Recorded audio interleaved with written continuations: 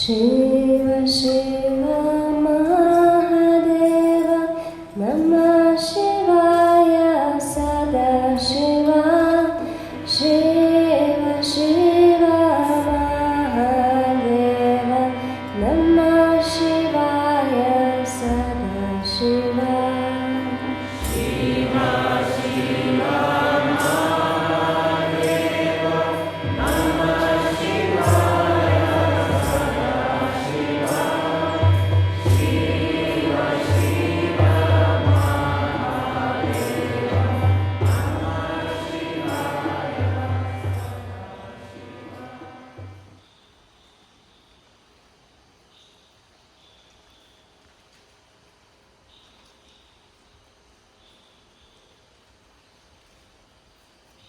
Merhaba, ben Lakshmi.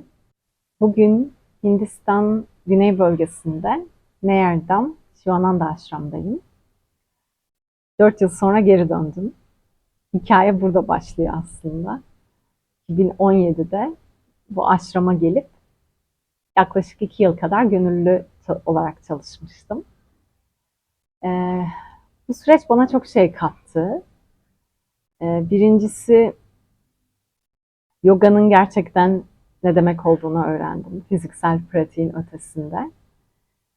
İkincisi, mesleğim değişti. Yoga eğitmeni oldum.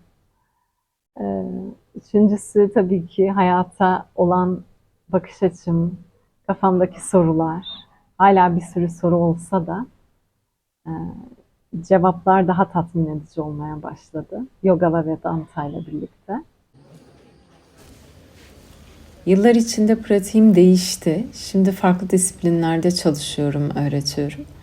Ama benim için Shivananda'nın ve özellikle bu ashramın hep çok kıymetli bir yeri olacak. Uluslararası Shivananda Yoga ve Vedanta ashramları, Guru Swami Shivananda'nın öğrencisi olan Swami Vishnudevananda tarafından kuruldu. Swami Shivananda 1887'de doğdu ve öğrenimini tıp alanında tamamladıktan sonra ruhsal arayışa yöneldi. Rishikesh'te Shivananda Ashram'ını kurdu. Yoga ve Vedanta öğretileri, asana pratiği ve özellikle hizmet anlayışıyla tanınmıştır. Hem yoga hem Vedanta konularında 300'e yakın kitabı mevcut. Shivananda'nın kendi kurduğu bu ashram hala Rishikesh'te hem yoga öğretilerine hem de çeşitli sağlık hizmetlerine devam ediyor. İsimleri aynı olduğu için sıklıkla karıştırılan 2 farklı organizasyona ait Shivananda Ashram var. Rishikesh'te bulunan Gurudev Shivananda'nın kendi kurduğu Divine Life Society'ye ait. Açtıkları kurslara sadece erkekleri kabul ediyorlar ve ashramda Hindistanlı olmayanlar kalamıyor. Ama ziyaret herkese açık.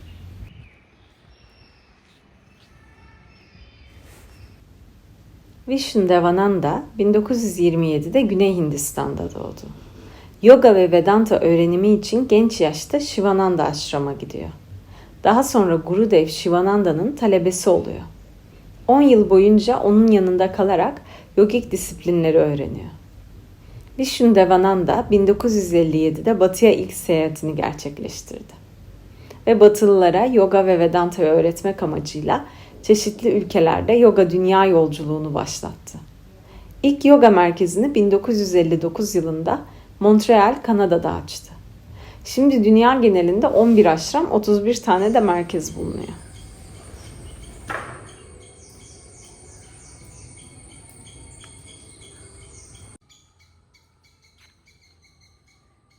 Nayardam tüm yıl boyunca açık. İstediğin gün ve saatte gelebilirsin. Ama Ekim ve Mart ayları arasında Kerala'nın en güzel zamanlarında gelmeni tavsiye ederim. Mart sonrası müthiş bir nem oluyor. Haziran'da da çılgın musonlar başlayıp Eylül sonuna kadar devam ediyor. Ashram'da tüm yıl devam eden Yoga Vacation programı var ve 200-300 saatlik eğitmenlik eğitimleri düzenleniyor. Bir de yıl boyunca farklı zamanlarda sunulan Vedanta, Ayurveda ve Detox programlarına da katılmak mümkün. Hepsine internet sitesinden ya da sosyal medya hesaplarından ulaşabilirsin. Aşağıda açıklama kısmına tüm linkleri ekledim. Aşramda en az 3 gün kalma kuralı var. Kayıt olurken 3 günlük ücret alınıyor. Ardından istediğin kadar süreyi uzatabiliyorsun. Herhangi bir kurs ya da Ayurvedik tedavi için gelmediysen direkt Yoga Vacation yani yoga tatili programına dahil oluyorsun. Bu kurs yoganın 4 temel yolunu ve Shivananda ekolunu anlatan 2 haftalık bir program. Tatil kelimesine de çok takılmayın çünkü program oldukça yoğun.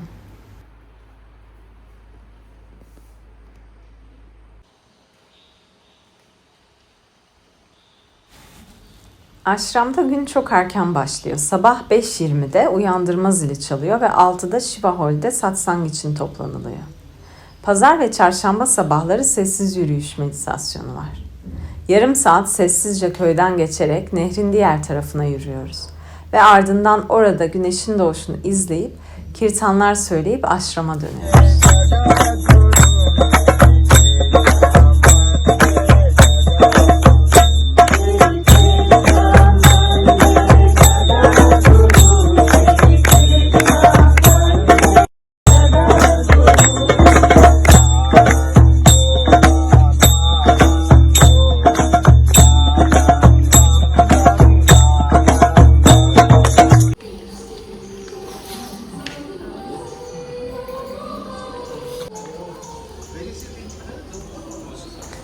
...7:30'da çay ve küçük bir atıştırmalık için bahçede toplanılıyor.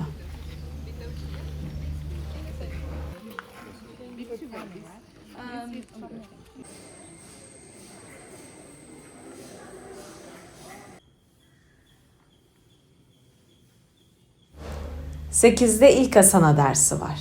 Dersler orta ileri ve başlangıç seviye olarak ikiye ayrılıyor.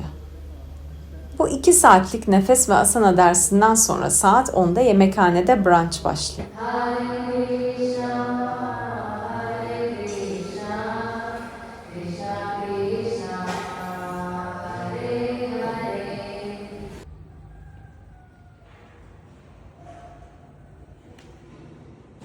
Aşramın mutfağı vegan dostu ama lakto vejetaryen. Arada yoğurt ve panir gibi hayvansal ürünler de sunuluyor. Umarım bir gün ahimsa'nın bu günümüz şartlarındaki gerçekliği fark edilir ve tamamen vegan bir yapıya geçilir. Ben Hint mutfağını çok seven biriyim. Ama bir kıyaslama yaparsam da kuzeye göre Güney Hindistan yemekleri bana daha lezzetli geliyor. Hindistan'ın en güney ucunda bulunan bu aşramın da yemeklerini oldukça seviyorum.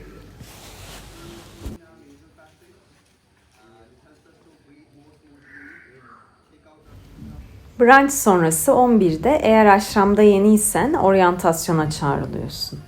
Kısa bir aşram turu ve aşram hayatına dair tüm detayları burada anlatıyorlar. Ayrıca kaldığın süre boyunca karma yogayı da deneyimleyebilmen için sana küçük bir görev veriliyor. Benim bu sefer görevim brunch servisine yardım etmekti. Görevler çok çeşitli. Satsang öncesi matları hazırlamak, çöpleri toplamak, yatakhane temizliği gibi. Bu görevlerin bazıları tabii daha zorlu. Bazen kendi evini bile temizlemeyen insanlara yatakhane tuvaletlerini temizle diyebiliyorlar. Bunun güçlü bir pratik olduğunu, hizmet ruhuyla, ego farkındalığıyla yapmak gerektiğini sık sık kendimize hatırlatmamız gerekiyor.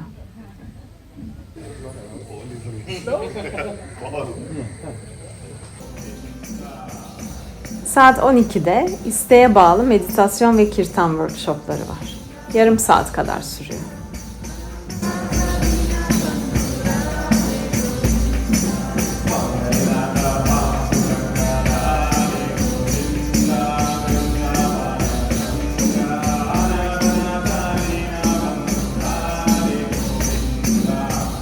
Ve 12:30'da da ana salonda asana workshopu var. Özellikle öğrenmek istediğin bir poz varsa eğitmenlerden birebir yardım alabiliyorsun. 13:30 çay ve meyve saati. Aşramda 2 öğün yemek var.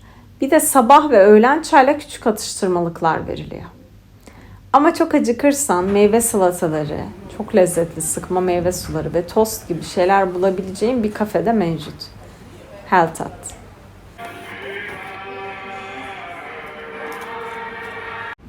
Bir de butik var. Orada da yiyecekler, kuru yemiş, tatlı atıştırmalıklar bulabiliyorsun. Bir de Gurular Shivananda ve Vishnudevananda'nın kitapları, tişört, pantolon gibi ürünlerin de satışı yapılıyor.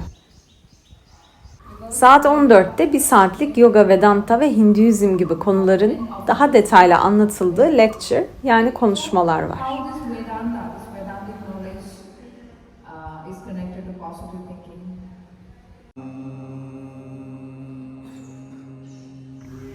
15.30 günün ikinci asana dersi. Yine 2 saatlik bir ders. Sabahın tekrarı aslında. Ardından 18'de akşam yemeği. Brunchlarda daha fazla çeşit oluyor ama akşam yemekleri de gayet doyurucu. Zaten doymadıysan istediğin kadar ekstra isteyebiliyorsun. Aşramın içinde küçük bir mabet var. Akşam yemeğinden sonra 18.30 mantra okumaları yapılıyor. Her akşam düzenlenen bu özel seremoniye bence en azından bir kere katılmak gerek.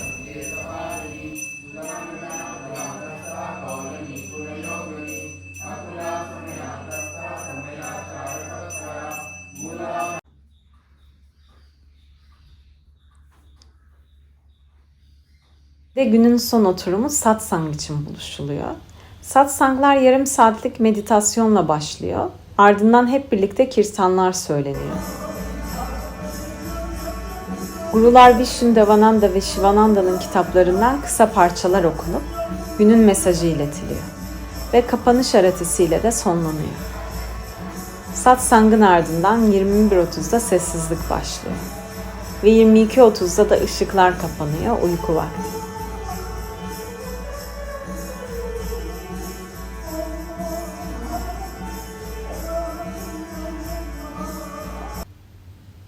Aşramda bir gün böyle geçiyor. Kulağa ilk anda çok yoğun gelse de zamanla alışıyorsun ve kolektif enerjiyle tüm insanlarla birlikte uyumlanıyorsun düzene. Hatta bu yoğunlukta kendinle kaldığın ve dinlendiğin alanlar da yaratıyorsun. Aşramda sadece cuma günleri tatil. Dersler devam ediyor. İstersen aşramda kalabiliyorsun. Kendi planını yapabiliyorsun ya da düzenlenen gezilere katılabiliyorsun. Ve her cumartesi gecesi talent show düzenleniyor.